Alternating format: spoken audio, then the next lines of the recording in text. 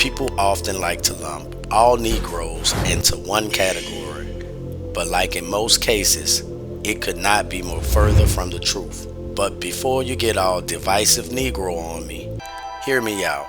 There are actually many different types of Negroes, and they do not all come from Africa, or they cannot all be proven that they came from Africa. Yet, this is what's most commonly believed. Why is this? Why are we taught that all black people come from Africa? And if you have any doubts about that, what the hell? Everybody comes from Africa. But let's just take a closer look. But first, a fun fact. Let's take a look at the definition of the word Aborigine.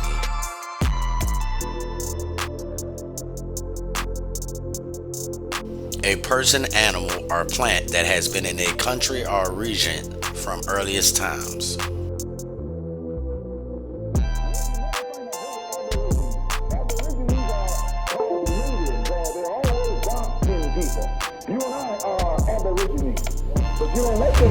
A member of an original people to inhabit an area, especially as contrasted with an invading or colonizing people.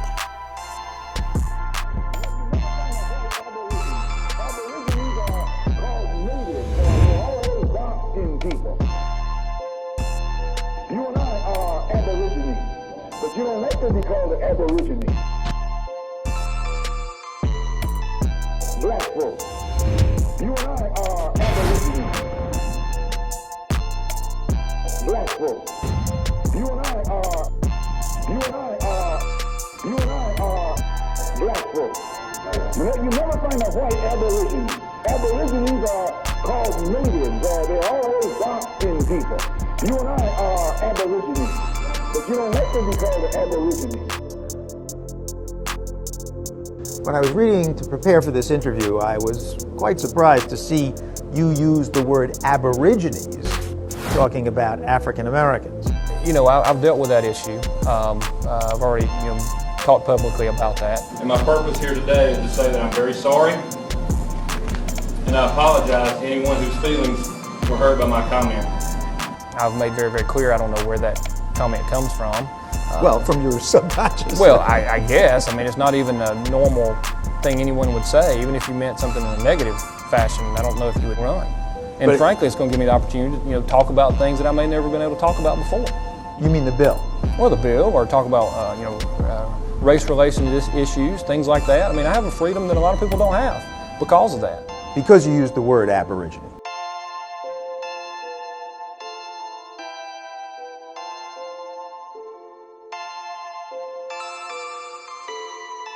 It is common knowledge that so-called black people are found in the Pacific Islands and all over Australia, also known as Oceania. But what is not common knowledge is that these people are genetically isolated and they have not mixed with any other race on the planet, not even each other. That's why they are as different from each other as they are from any other race. The research, published in the international journal Science, debunks the common theory that all modern humans migrated in a single wave out of Africa. Instead, the scientists believe descendants of Aboriginal Australians left first, followed by a second group of humans who would eventually settle in Europe and Asia. Because of the variations in DNA caused by isolation of this group, Aboriginal Australians are in a small way biologically different from the rest of the world's populations.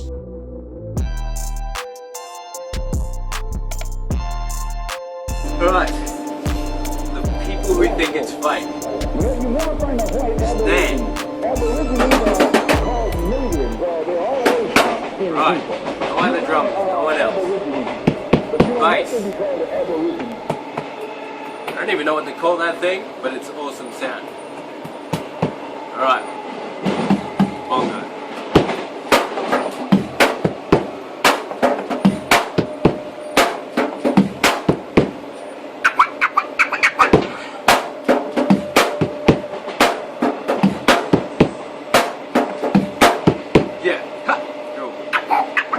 Check this, alright, this style. Y'all know who the monkey is.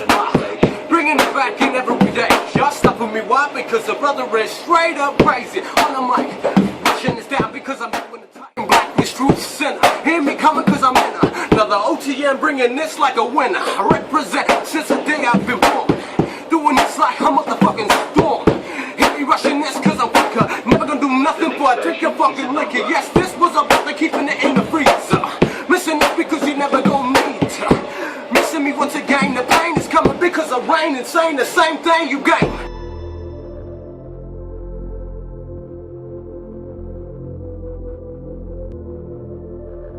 In fact, some believe Aboriginals have unusual high intellect because they descend from the first pioneers that have been able to thrive in these harsh continents for so long.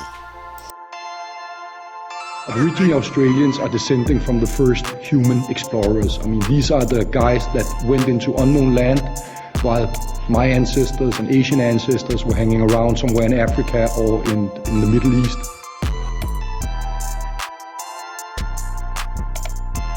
If you think about the ancient civilizations that Europeans look to, such as the dynasties of the pharaohs in Egypt,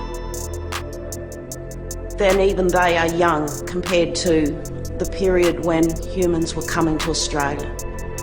It's the longest living civilization on Earth, and if you can't learn something from a people that successful, then you're really defying your own intelligence. Aboriginal and Torres Strait Islander viewers are advised that the following program may contain images and voices of people who have died. This is the warning label that you will see frequently on the television in Australia, since it is placed in the beginning of every last video played on TV that contains the voice or image of a deceased Aboriginal or Torres Strait Islander. But who are the Torres Strait Islanders? Why, they are Aborigines who don't like to be called Aborigines.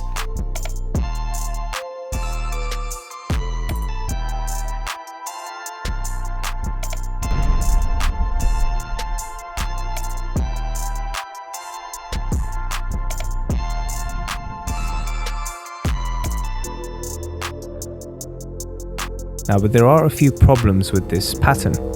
Firstly, the Aboriginals are very genetically isolated. What that means is they don't seem to have mixed much with any other group on the planet. That means this initial part of the journey here has doubts cast over it. But where things get really confusing is this part of the journey here. At some point, these ancient people had to cross a swathe of the ocean all those millennia ago. If we look at the genetic evidence, the archaeological evidence and the behavioral evidence, it seems to give us a lot of problems.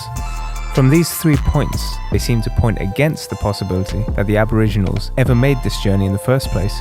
In fact, they have quite a few surprises up their sleeve and some quite surprising genetic links that you wouldn't really expect. For example, they have links to the Native Americans as well as the Indians. Could it be that there's a piece of the puzzle that we're basically missing? Australian Aborigines are grouped into two main categories. One is the Australian Aborigines. The other is the Torres Strait Islanders. These islanders are of the first and oldest of all of the Aboriginals. They mainly occupy the northern territory of the northeast tip of Australia. They have different cultures, but they are Aboriginals. They culture match the culture of the people of Melanesia, aka the people of Oceania. Black folks, you and I are.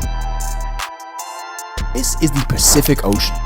It covers over a third of the Earth's surface and is larger than all the other land masses in the world combined.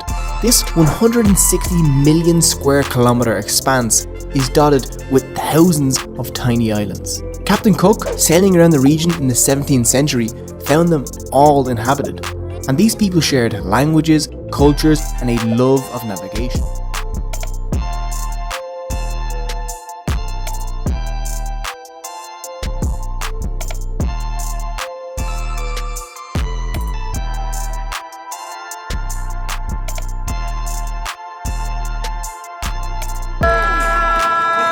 When roaming the South Pacific 20 years ago, by chance I anchored at a remote coral atoll inhabited by beautiful, primitive people. From this Eden, they harvest the bountiful fish.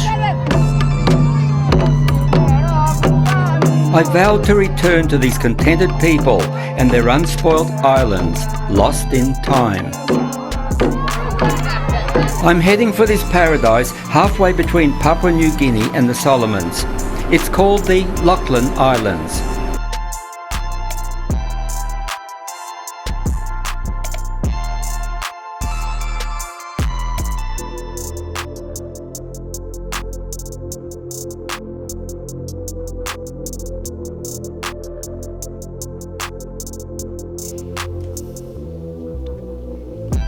Early European explorers noted the physical differences among the Pacific Islanders.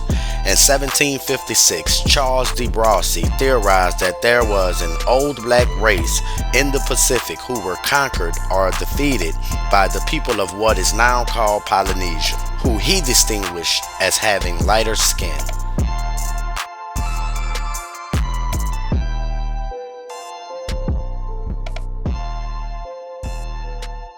The cave, which is in Siberia, was once home to Neanderthals and also modern humans. The DNA that was found on these fossils was different from the unknown species found in the DNA of the Melanesians, so that rules out Denisovans. It's crazy that this species of humans must have existed, but we have no other fossils or evidence of them, at least not yet. Ryan Bolander, a statistical geneticist, found this DNA when he was investigating the percentage of Denisovan DNA present in the Melanesians' DNA. He and his colleagues came to the conclusion that there must have been an additional group of humanoids that bred with the Melanesians. So who are they? Well, no one really knows for sure yet, but we know it's an extinct distant cousins of Neanderthals, similar to the Denisovans, but also distinct enough to be a different species. They disappeared nearly 40,000 years ago and no one really knows why, but most think they hit an evolutionary dead end. I know what you're thinking. Why would modern humans have had sex with primitive humans? This actually isn't the first time that it was discovered that modern humans had sex with Neanderthals, and it's definitely not race specific. It was discovered over a decade ago that humans at some point in history mated with Neanderthals. In 2012, other researchers suggested that some people in Africa had DNA belonging to another type of extinct human. And then some people outside of Africa still have traces of Neanderthal in their DNA. Europeans and Chinese people have about 2.8%. 2.78% of the DNA found in the people of Papua New Guinea comes from Neanderthals. If you have traces of Neanderthal DNA, it might actually cause you to have health problems. Even now, researchers don't know a lot about the genetic makeup of specific groups of humanoids. They could have been different from each other, the way Asian people and European people are different from each other. This unknown species could have been just one branch of humanoid that we don't know about, and there very well could have been others, waiting to be discovered. So what does this mean, and why should you care? Well, it means that our history, human history, is a lot more complicated than we originally thought. These findings were reported on October 20th at the annual meeting of the American Society of Human Genetics.